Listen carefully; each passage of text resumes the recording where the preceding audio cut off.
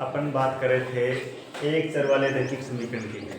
तो एक चर वाले रैखिक समीकरण में अपन ने कुछ उदाहरणों की बात कर ली थी। अब उसके आगे अपन बात करें तो यह जो प्रश्नावली है एक चर वाले रैखिक समीकरण, ये कक्षा 7 और कक्षा 8 दोनों के लिए बहुत महत्वपूर्ण है। इसमें अपन आगे क्वेश्चंस की बात करें तो कक्षा 7 में एक प्रश्न पूछा जाता है, हल करो। हल करो। कक्षा 8 में भी जो परीक्षा होती है उसमें इस प्रकार के प्रश्न पूछे जाते हैं। इसका अपन पहला क्वेश्चन लें, 4m + 3 = 18, 4 कोष्टक m + 3 = 18। इस क्वेश्चन को अपने को हल करना है। इस क्वेश्चन को हल करने के दो तरीके हैं।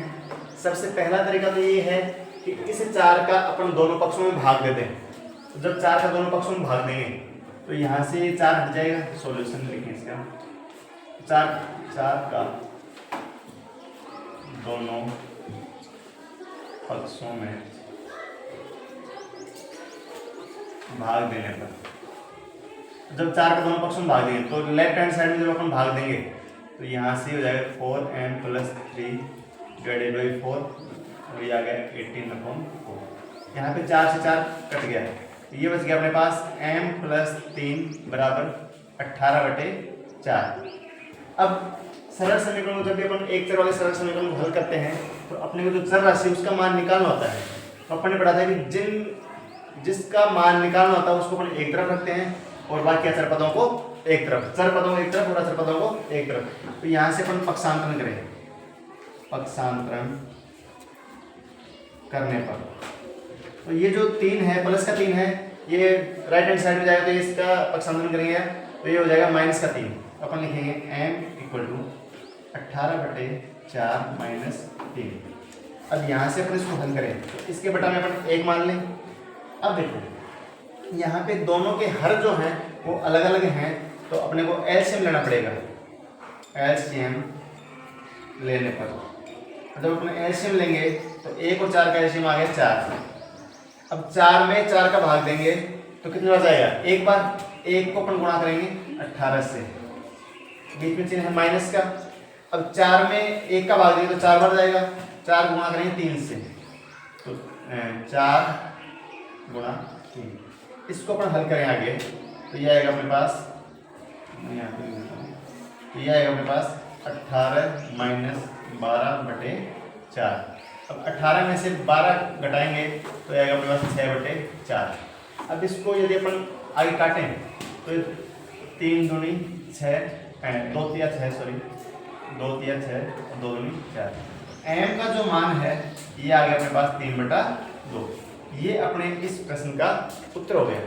अब इसी प्रश्न में यदि पूछ ले कि उत्तर की जांच कीजिए, तो उत्तर की जांच करने के लिए अपने पास जो m का मान आया है उसको अपने समीकरण में रखें तो दोनों पक्ष बराबर आने चाहिए।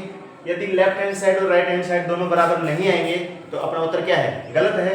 और यदि दोनों m = 3/2 रखने पर दोनों पक्ष बराबर आ गए तो अपना उत्तर सही है। तो अपन लिखें उत्तर की जांच, उत्तर की जांच। इसमें अपन लिखें m का मान समीकरण, इसको समीकरण नंबर 1 देते हैं।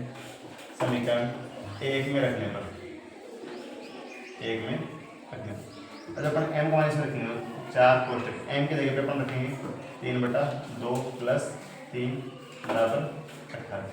अब यहाँ पे इसको हल करेंगे ब्रैकेट को तो एलसीएम आ जाएगा 2 में 2 का भाग 1 बार, ये आ गया 3, 2 में 1 का भाग 2 बार, तो इसको 2 से गुणा करेंगे 3 दूनी 6 = 18। अभी हो गया 4 कोष्टक 6 3 9/2 = 18, 2 एकम 2 2 दूनी 4, तो ये मल्टीप्लाई किया तो 18 और इधर भी 18। इसका मतलब लेफ्ट हैंड साइड और राइट हैंड साइड क्या है, बराबर है। तो अपना आंसर जो है वो क्या है, सही है। अब इसको करने का दूसरा तरीका सीधा ये है कि अपन दोनों पक्षों में 4 का भाग न दें, दोनों पक्षों में 4 का भाग न दें। इसको अपन मेथड सेकंड, तो 4 को कोष्टक के अंदर गुणा करें तो 4 को अपन कोष्टक के अंदर m से गुणा करेंगे तो ये हो गया 4 × m, बीच में प्लस। अब 4 को 3 से गुणा करें तो 4 × 3 = 18। 4 को m से गुणा करेंगे तो ये हो गया 4m, और इसको 3 से गुणा 4 3 12 = 18। अब वापस से चरों के पृथक्करण की विधि लगाएं। ये तो अपन ये कहेंगे चर पदों को एक तरफ और अचर पदों को एक तरफ। तो इसमें 12 का पक्षांतर करें तो 12 इधर लेफ्ट हैंड साइड में प्लस का है, राइट हैंड साइड में जाएगा तो ये माइनस हो गया। तो अपन लिखें 4m इक्वल टू 18 माइनस 12। तो 4m बराबर 18 में से 12 घटाएंगे तो 6। अब यहाँ पे 4m के बराबर 6 है। अपने को मान निकालना है m का, जो चर पद होता है उसका मान निकालते हैं। तो m का मान निकालेंगे तो इसको राइट हैंड साइड में भेजेंगे। इधर ये गुणा में है लेफ्ट हैंड साइड में, तो राइट हैंड साइड में जाएगा तो भाग में जाएगा। तो ये होगा 6/4 और इसको अपन हल करेंगे तो 3 2 3 6 2 2 4 ये आ गया मेरे पास 3/2। ये इस क्वेश्चन को करने के दो तरीके हैं। अब कक्षा 8 में प्रश्न पूछता है कि हल करो। अगला क्वेश्चन यही है, हल करो। क्वेश्चन अपन लिखते हैं ये अपने पास, हल करो 3x/5 plus 2x/5 plus x/5। इसको अपने को हल करना है। तो सबसे पहले यहाँ पे तीनों के जो हर हैं वो एक समान है, तो अपने को लघुत्तम लेने की कोई आवश्यकता नहीं है। तो अपन इसको लिखें सॉल्यूशन में। तो इसमें का एलसीएम कितना आ गया, 5 आ गया। 5 में 5 का भाग देंगे तो एक बार जाएगा, एक को 3x से गुणा करेंगे प्लस यहाँ पे 5 में 5 का भाग एक बार, एक को किससे गुणा करेंगे 2x से। यहाँ पे 5 में 5 का भाग एक बार, एक को गुणा करेंगे x से। तो ये आ गया 3 को x से गुणा करें तो 3x, 2x को x से गुणा करें तो 2x और x को गुणा करें तो x बराबर 5। ये अपने पास इसका सॉल्यूशन आया। अपन आगे करें तो 3x और 2x कितने हो गए 5x, 5x में एक x और करें तो 6x/5। ये इसका आंसर हो गया 6x/5। अगला क्वेश्चन पूछता है, कक्षा 7 में आता है ये क्वेश्चन। उनको अपन बोलते हैं व्यावहारिक स्थितियों में सरल समीकरणों के अनुप्रयोग। तो इसमें अपने को एक लैंग्वेज लिखी होती है, भाषा के रूप में प्रश्न पूछता है या इसको अपन लिखना चाहिए। तो किसी संख्या के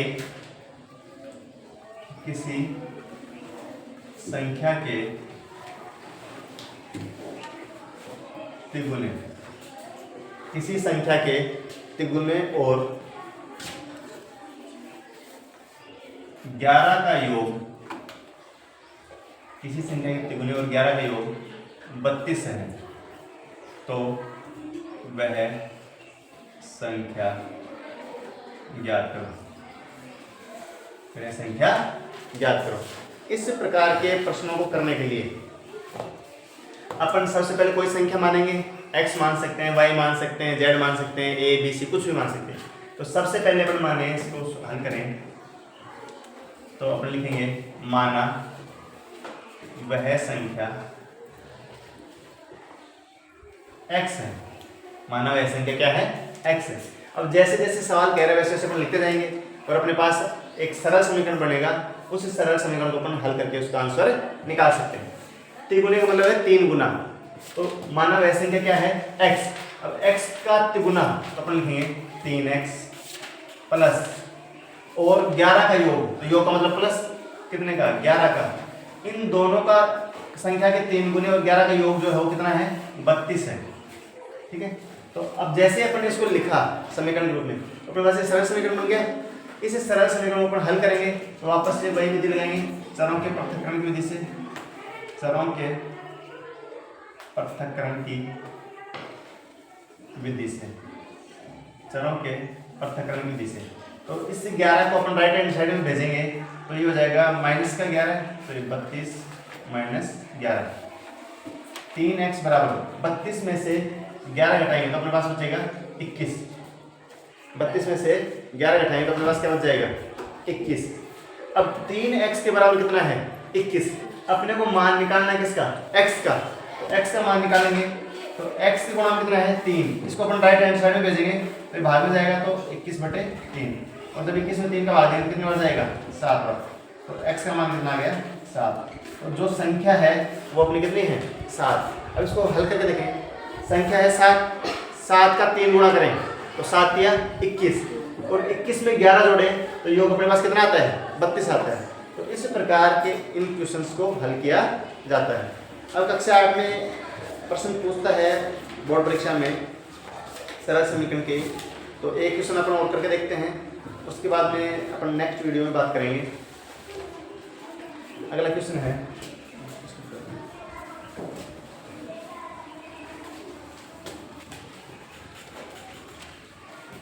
अगला क्वेश्चन है आपका एक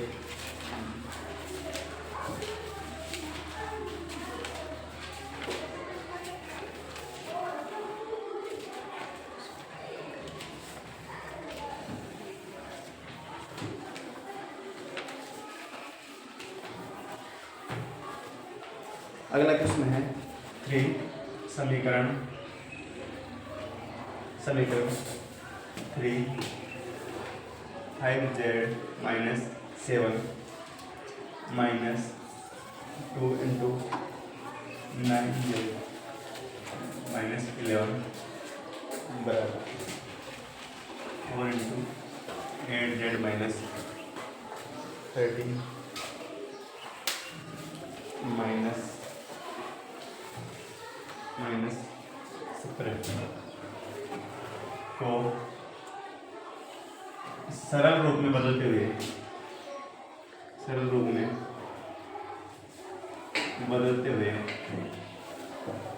हल करो। सरल रूप में बदलते हुए हल करो। तो इस क्वेश्चन को जब अपन हल करेंगे, इस प्रकार के क्वेश्चन 4 नंबर में पूछे जाते हैं कक्षा 8 की वार्षिक परीक्षा में, तो इसको अपन हल करेंगे। तो देखो अपन द्वारा 3 कोष्टक 5z minus 7 minus 9z minus 11 बराबर 4 8z माइनस 13 माइनस, देखो कोष्टक के बाहर 3 है, तो ये तो 3 है, ये अंदर के दोनों पदों से गुणा होगा। तो पहले अपन इसको 3 को किससे गुणा करेंगे, 5z से, माइनस 3 को 7 से गुणा करेंगे। तो ठीक है, इसको अपन ने इतना हल कर लिया। अब ये आपने इसको सीधा लिख दें, कोष्टक हटा के लिख दें। अब इसको माइनस को 2 को 9z से गुणा करेंगे, फिर माइनस 2 को माइनस 11 से गुणा करेंगे बराबर 4 को अपन गुणा करेंगे 8z से, माइनस 4 गुणा करेंगे 13 से और माइनस का। अब अपन इनको गुणा करके लिखेंगे, तो 15z माइनस 21, 9z को 2 से गुणा करेंगे, तो 9z को 2 से गुणा करेंगे तो माइनस के 18z माइनस, अब यहाँ पे माइनस 2 को माइनस 11 से गुणा करेंगे तो माइनस माइनस तो हो गया प्लस, और 11 को 2 से गुणा करेंगे तो 22 बराबर 8 को 4 से गुणा करेंगे तो 32z माइनस 13 को 4 से गुणा करेंगे तो आएगा 13 चौक 52 और माइनस का 17। अब यहाँ पे अपन पदों को एक साथ करके लिखें, तो 15z प्लस का है यहाँ पे और 18z किसका है, माइनस का।